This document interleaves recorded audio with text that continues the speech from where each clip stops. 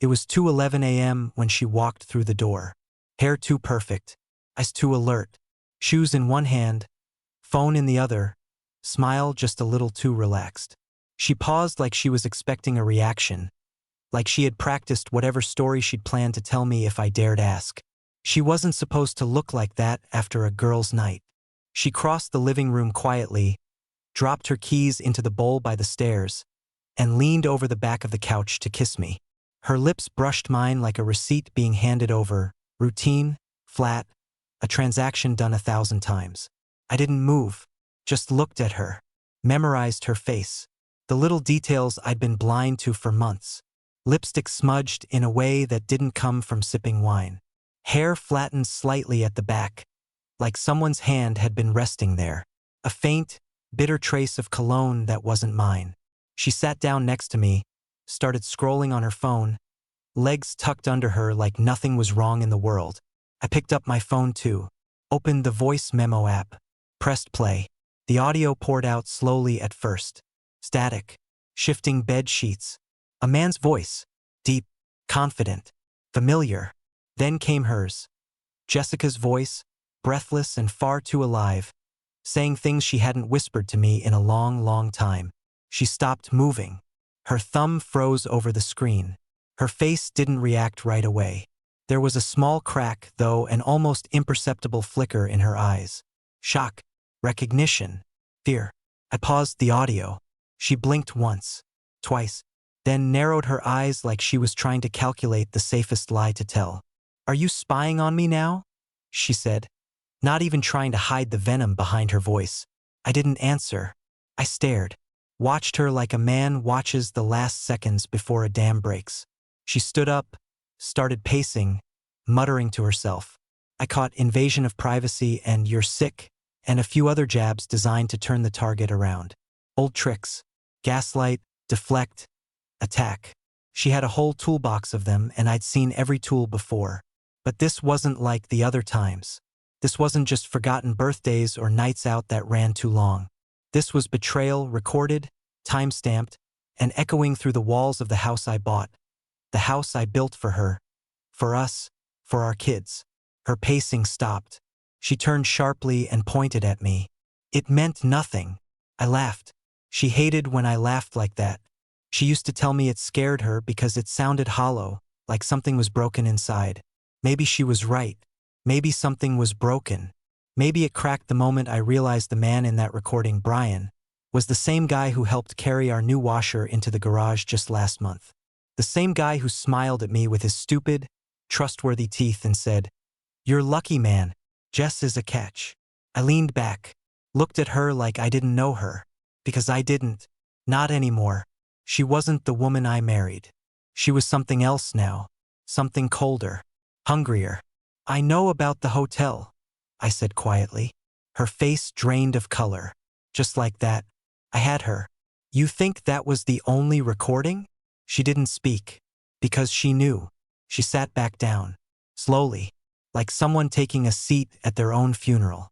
And I let the silence grow teeth. She stayed silent for exactly 17 seconds. I counted. 17 seconds of her sitting there on the edge of the couch cushion, staring at the floor like maybe if she blinked enough times, the moment would disappear. But it didn't. I was still there.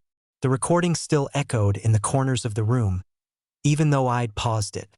That hotel room laughter, hers and his, still rang louder than the silence between us. "You went through my stuff?" she finally said. Not, "I'm sorry." Not, "Please let me explain." Not even a lie that sounded like regret. I didn't flinch. "No. I followed you." Her head snapped up, eyes sharp, like a cornered animal suddenly realizing the hunter wasn't just bluffing. I leaned forward, elbows on knees. 3 nights ago. Girls' night again. Only you weren't with Melissa. Were you? I opened my phone again and tapped a photo. There she was. Clear as glass. Jessica in the hotel lobby. Wearing that maroon dress she said was for special occasions. Brian standing next to her. Too close. His hand on the small of her back like it belonged there. Her smiling like someone who hadn't had to pretend all night. I flipped to the next photo. Them at the bar. Then the elevator. Then, finally, him brushing a hand across her hip as she slid the keycard into room 417. She stared at the screen, didn't blink, didn't speak. Then, slowly, the performance began. Her voice dropped an octave.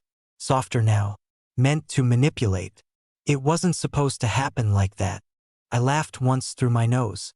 You mean the part where you let him touch you while I was home making dinosaur nuggets for our kids? That stung. She looked away, wiped the corner of her eye like she wanted me to think she was crying. But there weren't any tears.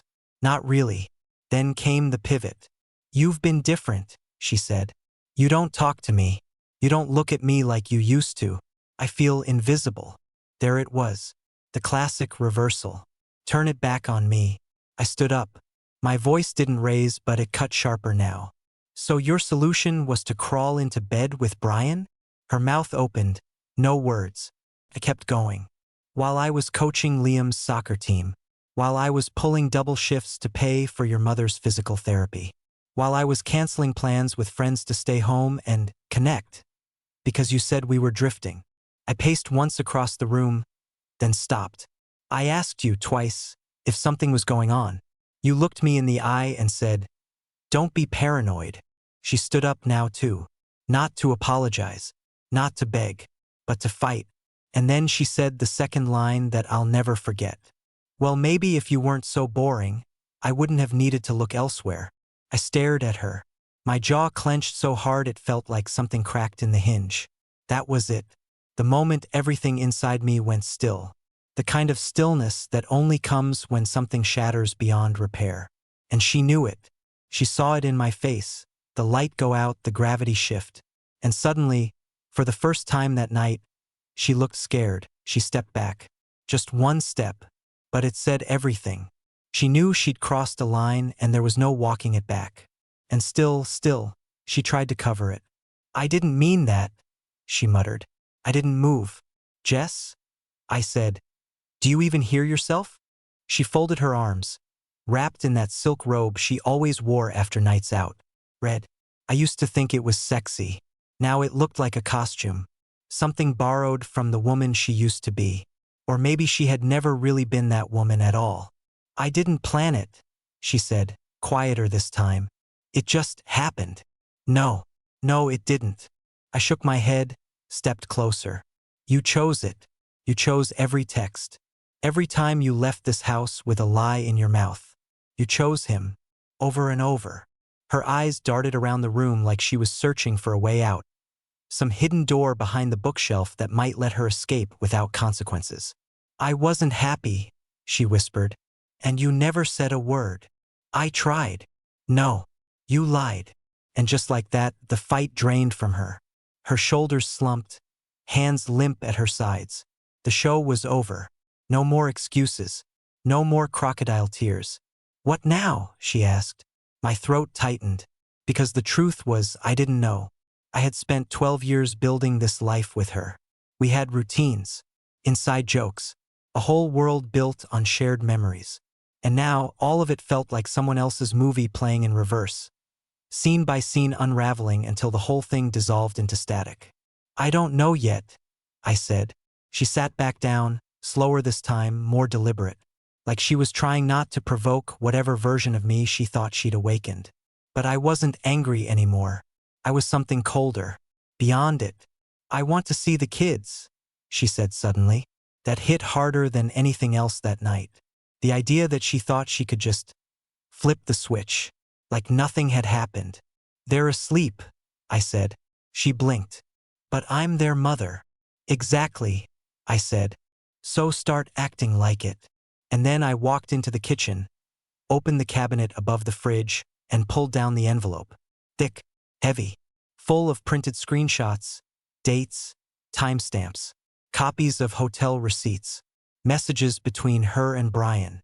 Even the one where she told him, he's too stupid to ever figure it out. I tossed it onto the coffee table. She didn't touch it. I grabbed my keys. Where are you going? She asked. Out, I said. To breathe. She stood up. You can't just leave. You left first, I said. You just kept coming back. and I left her standing there, alone, in the quiet house that no longer felt like mine. The air outside was thick, still holding on to the heat from the day. I got in the car, started the engine, and just sat there for a minute. My hands on the steering wheel, not moving, barely breathing. The garage light was still on. Through the slats in the window, I could see her pacing again. Probably rehearsing her next line. Probably wondering how much I knew, what else I'd seen. She always underestimated me. Thought I was too quiet, too nice, too trusting. She wasn't wrong. Not before. But tonight, she woke up someone else inside me. I didn't even realize where I was driving until I pulled up outside Derek's place. My best friend since high school, the guy who'd known Jess almost as long as I had. He opened the door half asleep, t-shirt inside out, and took one look at my face before saying anything. "You all right?" I handed him the envelope. 10 minutes later, he set it down without saying a word. His mouth was a hard line. His jaw locked like he was chewing the rage back. "Jesus," he said finally. "How long?" "Months." He nodded slowly. Then again, faster. "And it's Brian?" I didn't answer. He already knew. I never liked that guy. No one did. We sat in silence for a while. The sound of a ticking clock filled the space like a countdown to something no one was ready for. "You staying here tonight?" he asked. "I don't know. You should. I don't want the kids waking up without me." Derek looked at me like he wanted to say something else. Something protective, something aggressive. Maybe about going to Brian's place and beating the truth out of him. But he didn't. He knew me well enough to know I wasn't ready for the part where anger boiled over into chaos. So I went home. The lights were off in the living room now. Her silhouette sat curled on the couch like she was pretending to be small. But she didn't speak when I came in. Didn't ask me where I'd gone. Just watched me like I was a ghost floating through the remains of a life she helped destroy. I walked past her, up the stairs, checked on the kids. Their faces were soft with sleep, their stuffed animals tucked under their arms like tiny shields. I stood there for a while, long enough for guilt to try sneaking in, long enough for that voice in my head to whisper, "Maybe you should just forgive her. For them." But another voice cut through louder, hers. "Maybe if you weren't so boring." That sentence lived in my bones now. I went back downstairs. She was still there, awake. "Do you want to talk?" she asked. I didn't answer, because what was left to say? Instead, I walked into the guest room, closed the door behind me, locked it, and slept alone. For the first time in 12 years, I woke up before the sun. The silence was different in that room. Sharper, unfamiliar. No warm shape beside me. No faint perfume clinging to the sheets. Just the hum of the AC and the creak of wood beneath the weight of choices I didn't make but now had to carry. For a moment, I hoped it had all been some twisted dream. That I'd open the door, walk back into our room, and find Jessica curled up under the covers, mumbling half-asleep nonsense like she used to. But I knew better. I sat on the edge of the bed for a long time, hands hanging between my knees, staring at the floor like it could give me answers. Then I heard the knock. Soft, hesitant. I opened the door. There she stood, robe still on, arms crossed tight against her chest. She looked different now, less composed, more real, or maybe just exposed. The armor had cracks. "I didn't sleep," she said. I didn't respond. She shifted. "Can we talk before the kids get up?" So we sat at the kitchen table, 2 feet apart. Same table where we'd planned birthday parties, signed permission slips, argued about bills. Now it was a battleground. Neutral ground, maybe, but tense. "I don't know what to say," she began. "Try the truth." She flinched. "I'm not in love with him," she said. "That doesn't help." "I never stopped loving you." I looked at her hard. "You sure had a funny way of showing it." Tears welled. But I didn't trust them anymore. I'd seen her cry after texting him goodnight once. Saw it on the phone bill. Tears meant nothing now. "I was lonely," she whispered. "I needed to feel something again." "You could have said that. You could have screamed it. I would have listened." "I didn't think you would." That made me pause. Because somewhere, buried under the betrayal, was that version of us, the one where she felt unheard and I felt unneeded, and neither of us said it out loud. 1,000 unspoken things piling up in the quiet. But she still chose to go to him. She still let him into our life. She reached across the table, her fingers brushing mine. I want to fix this. And for a split second, I felt the tug of history, of vows, of the weight of 2 children sleeping upstairs. But then I remembered the envelope. The hotel. Her laugh echoing through my phone. I don't know if it can be fixed, I said. Silence. She sat back. Something in her eyes changed again, like a door slamming shut. Like she was already building her own version of this story where she was the victim. So that's it, she said. You're giving up? No, I said. You already did. I'm just facing it. She stood up without another word and walked out of the room. And for the first time in years, I didn't follow her. By mid-morning, the kids were up. Liam burst into the kitchen, half awake, dragging his stuffed tiger by the leg. Dad, where's Mom? He asked, rubbing one eye. I froze. She was upstairs, no doubt scrolling through messages, deleting what she could, trying to regain control before the fallout finished collapsing everything around her. But to him, she was still just Mom. Pancake flipping, hug giving, bedtime story reading Mom. She's getting ready, I said. Want waffles? His face lit up like it was Christmas. With the whipped cream? Yeah, buddy. With the works. We sat at the table, and for 10 precious minutes I lived in a version of my life that still worked. Waffles, giggles, maple syrup fingerprints on the counter. He asked if we could build a fort later. I said yes. I didn't know if I'd be in this house next week, but today he deserved normal. Jessica finally came downstairs dressed like nothing had happened. Jeans, hoodie, hair tied up. She avoided eye contact and moved like a stranger in someone else's kitchen. I watched her pour coffee, heard the spoon clink against the mug, watched how she didn't ask me how I slept. The quiet between us was loaded, but the kids couldn't see it yet. They still talked over each other about cartoons and which dinosaur could beat up which, and I let them. At 11:03 a.m., Jessica pulled me aside. We need to figure out what we're doing. I laughed once, under my breath. Funny, that's exactly what I said 6 months ago. You just didn't hear me. She didn't argue. She looked at the floor like she couldn't bear to look me in the face again.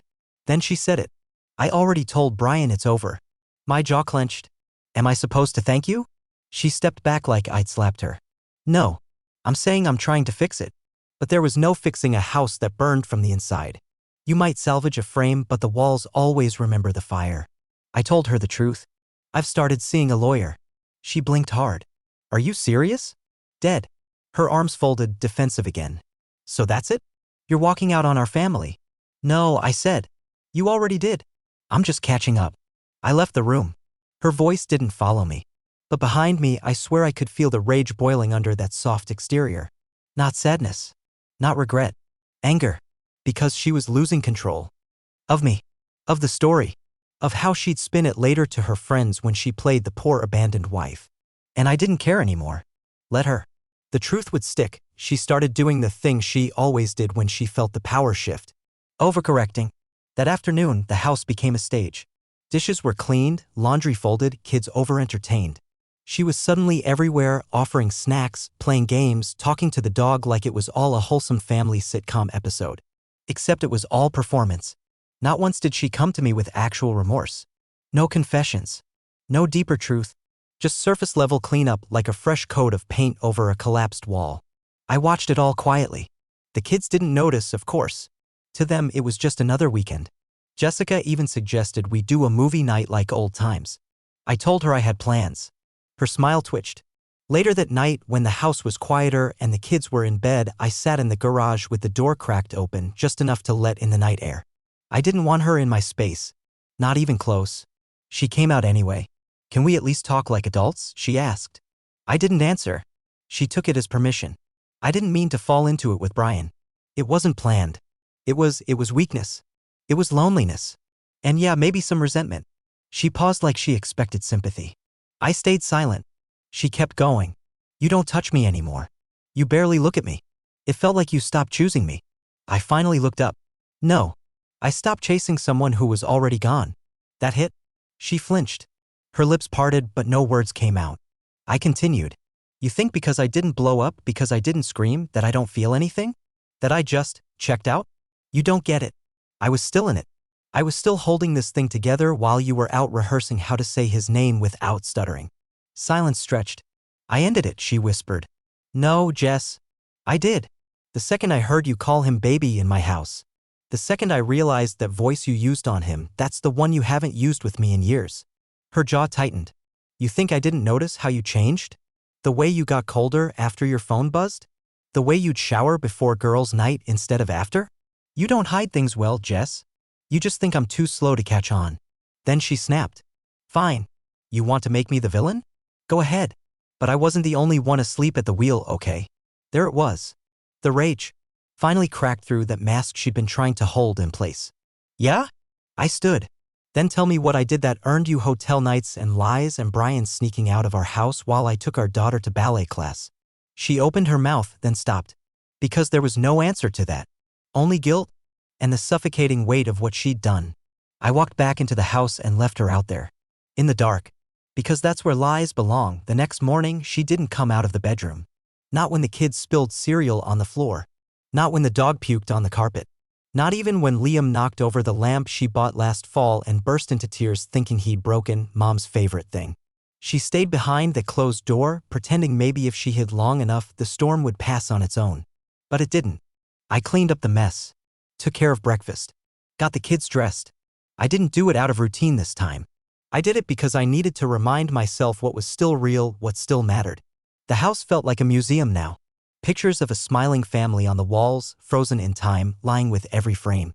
I caught myself staring too long at the one from last Christmas. Jess had her arms wrapped around me, her cheek pressed to mine. But I remembered that day clearly. She left right after we opened presents. Said she had to check on her mom. She didn't. By the time she finally came downstairs, it was nearly noon. Hair brushed, sweater clean, no trace of last night's fight on her face. Except her eyes. They were swollen, red-rimmed, but she held her head high like someone who hadn't burned the house down. Can we talk? She asked again. I nodded once. Not because I wanted to, but because I needed to hear where her mind was now. What version of reality she was going to try and sell me this time. We sat across from each other in the sunroom. Neutral ground. The same place we had our wedding anniversary dinner last year. She looked around like she was trying to gather courage from furniture. I've been looking at therapists, she said. I raised an eyebrow. Couples therapy? Or even just for me? I need to understand why I let it get this far. You didn't let it get this far, I said. You drove it this far. She winced but didn't deny it. I want to be better, she said. For you. For the kids. For myself. I should have felt something then. Hope, maybe? Relief. But all I felt was tired. Are you sorry, I asked, because you hurt me? Or because you got caught? She opened her mouth. Closed it. That was her answer. I don't know if I can ever trust you again, I said. And without trust, there's nothing left. Tears finally came then. Real ones this time. But it was too late for that kind of currency. The account was overdrawn. She reached across the table, her hand trembling. I miss you, she whispered. I looked at her hand. Then at her. And said the only honest thing I had left. The next few days were a quiet storm. No yelling. No more late-night arguments. No pleading or door slamming. Just a cold, calculated stillness between us, like two people orbiting the ruins of the same burning building, pretending not to notice the smoke.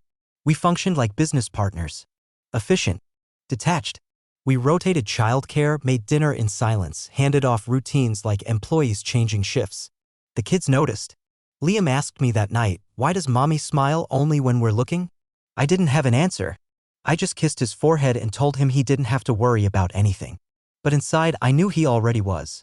And then Sunday came. Jessica came into the living room that morning holding her phone, expression unreadable. Her thumb was shaking as it hovered over the screen. She looked at me like she was choosing between a grenade and a confession. I need to tell you something, she said. I didn't say anything. She held out the phone. It was a screenshot. A message. Brian again. I miss your mouth. You sure he doesn't suspect anything? Dated 2 weeks before I played the recording. I looked at her. She was pale. Almost gray. Her breath shaky. I didn't end it when I said I did, she said. I told you I did. But I didn't.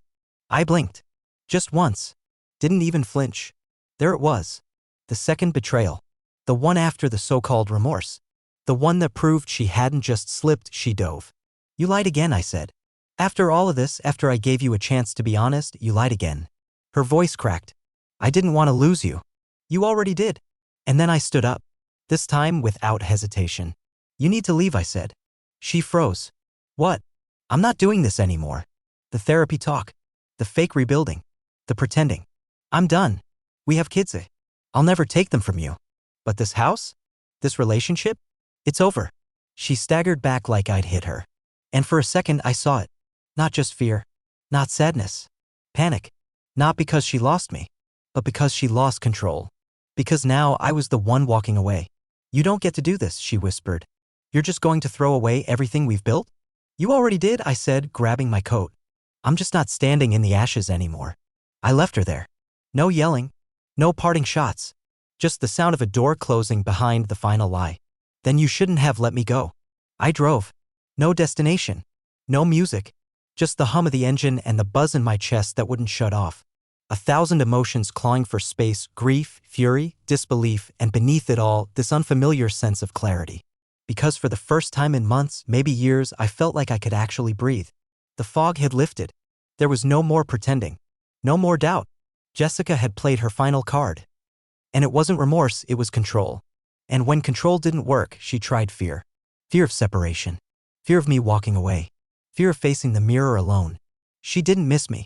She missed the version of her that existed in my forgiveness. I ended up at the lake. The one near my parents' old cabin. Sat on a bench by the water until the sun started slipping behind the trees. And I thought about the boy I was before her. Before marriage. Before betrayal. He would have hated this version of me, so cautious, so tired, so bent. But he would have been proud too.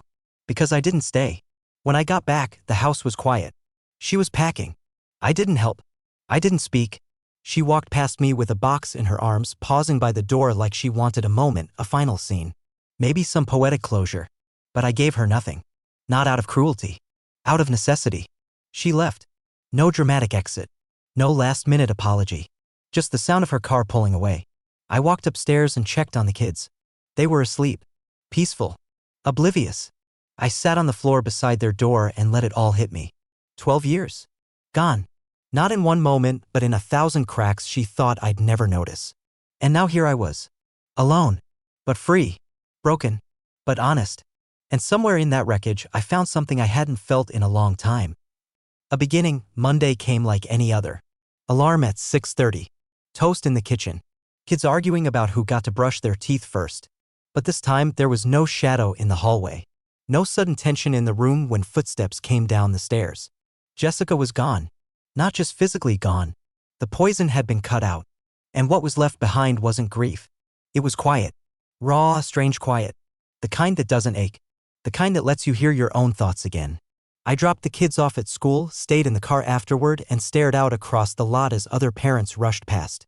All these people pretending to have it together. I didn't have to pretend anymore. By noon, I was sitting across from my lawyer. Not the expensive type with a penthouse office and gold cufflinks. Just a regular guy in a tan jacket who looked at the folder I handed him and said, "You've got more than enough. The evidence. The messages. The receipts. The audio." He asked if I wanted to fight for full custody. I didn't. Not yet. She was a bad wife, not a bad mother. But I made it clear I'd be protecting the kids. With everything I had. He asked if I wanted the house. I said yes. Because the house was mine. I'd painted the walls. Built the swing set. Rewired the lights. Paid the mortgage. Sat up late at night while Jessica was out texting Brian from a parking lot. This wasn't just a place, it was proof. Proof that I showed up. That I stayed faithful. That I tried. That night I got a text from her. "I hope someday you'll forgive me." I stared at it for a long time. Typed a response. Deleted it. Typed another. Deleted that too. Then I put the phone down and did something I hadn't done in years. I read a book. Drank tea. Opened the window and listened to the wind like it meant something. I wasn't healed. Not even close. But I was healing. And that was more than I'd had in a long time. I didn't respond to her message. Not that night. Not the next one. Not ever. Because forgiveness isn't something you hand over like a receipt. It's something earned. And she had stopped earning the second she chose a lie over a conversation. Days turned into weeks. The kids adjusted faster than I expected. Children are like that, more resilient than we give them credit for. They asked where she was, and I gave them the truth, filtered and gentle. "Mom needed some time. She's staying somewhere else. But she still loves you." Because no matter how much I hated what she did, I wouldn't poison them against her. That kind of bitterness eats through everything. Eventually, she started taking them on weekends. Always punctual, always polite. She smiled too much during pickups, like she thought she could audition her way back into the role of wife. But she didn't ask to talk again. Because she knew the door was closed. I focused on rebuilding. The house got quieter, but lighter. I rearranged the living room, took down photos I couldn't look at without feeling a knife twist in my gut. Hung up new ones. Me and the kids at the park. Liam covered in mud. Ellie wearing her dad's shoes, grinning like a tiny storm. I laughed again. Not a bitter laugh. Not that empty sound I used to let out when something hurt too much to name. A real one. The kind that comes from remembering who the hell you are. I started running again. Reading. Cooked more. Joined a community group. Nothing dramatic. Just pieces of a man stitching himself back together without apology. One night, weeks later, I opened the old box in the closet. Inside was a photo, Jessica and me, back when we still believed everything would last forever. I looked at it for a long while, and instead of rage or grief or even longing, I just felt distance. That version of her, that version of me, they were gone. We both made mistakes. Hers were louder, crueler, more permanent. But I wasn't blameless. I had stopped showing up in ways that mattered. Stopped hearing her before she started whispering to someone else. But none of that justified betrayal. She didn't slip. She jumped. And now I knew better. If you're reading this and you feel like something's off in your relationship, don't ignore it. Don't wait for a recording or a hotel receipt. Speak up. Ask hard questions. Listen harder. And if you catch them lying with that same tired smirk, don't chase. Don't scream. Don't beg. Stand up. Walk away. Let the silence do the work. Because trust, once broken like that, doesn't just come back. Changes you. Forever. And sometimes, that's exactly what you needed.